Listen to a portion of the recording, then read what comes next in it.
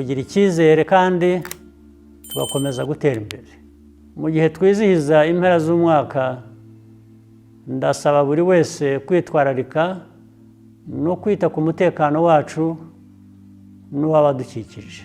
Buri wese afite uruhare rukomeye kugira ngo tugere ku ntego zacu. Jyewe n'umuryango wanjye twifurije Abanyarwanda n'inshuti z'u Rwanda umwaka mushya muhire w'ibyishimo n'uburumbuke.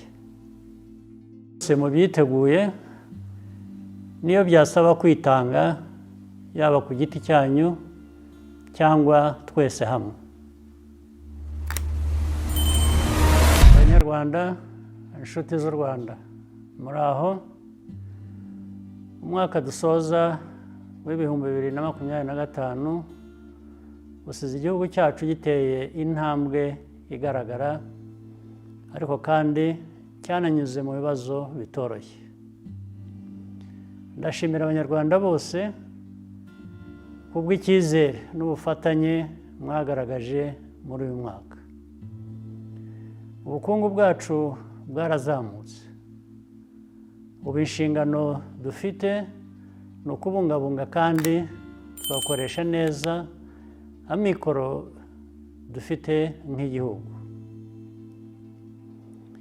Ibi biradusaba ko twishakamo ibisubizo bishya bikwiye gutuma duharana intego n'imigambi bishya. Nta wundi muntu dukwiye gutegerezaho iterambere n'imibereho myiza yacu. Igishoro kinini kandi cy'agaciro dufite nk'igihugu n'urubyiruko rushoboye. Ni inshingano zanyu nk'urubyiruko rw'u Rwanda gusigasira ibyo twubatse no kubiteza imbere. Ndizera ko ibyo byose mubyiteguye, niyo byasaba kwitanga, yaba ku giti cyanyu cyangwa twese hamwe. Mu rugendo twagenze, imbogamizi twazihinduyemo amahirwe kandi twarushijeho gukomera. Ntidukwiye na rimwe kwibagirwa aho twavuye, kandi uku niko bizakomeza kugira ngo bidufashe kwiyubaka uko tubyifuza. Several milestone events this year elevated Rwanda's profile internationally. The International Security Conference on Africa was held for the first time, and the African School of Governance matriculated its first class of students from all around Africa. We also convened a new annual event on nuclear power innovation for Africa.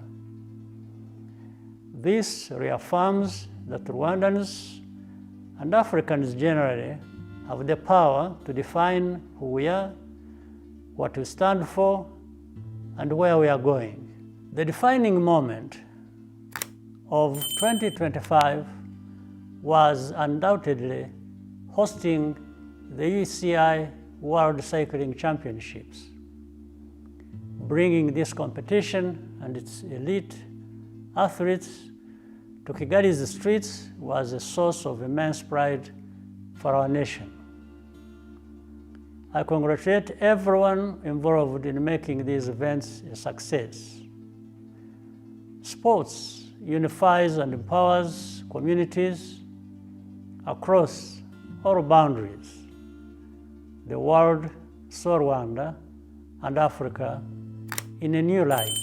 And much as we are not yet on top in football, the prospects for the future are promising thanks to the help of FIFA in building ourselves up.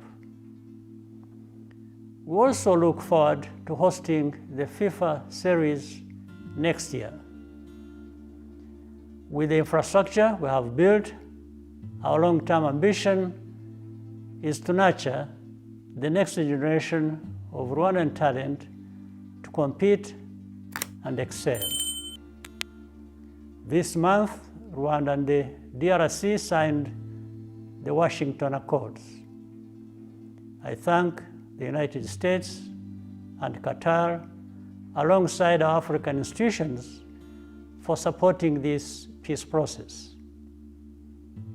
It is a critical step toward addressing the root causes of conflict in eastern DRC and restoring regional stability.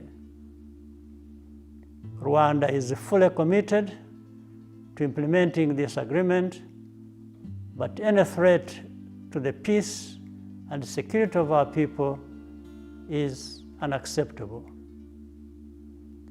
The threat of state-supported violent extremism is unfortunately still very real.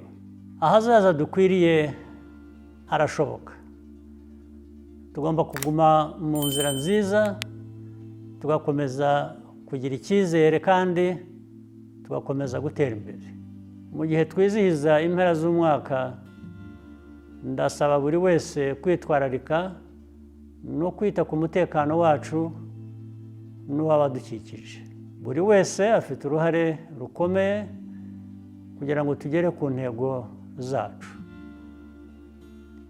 Jyewe n'umuryango wanjye twifurije Abanyarwanda n'inshuti z'u Rwanda umwaka mushya muhire w'ibyishimo n'uburumbuke.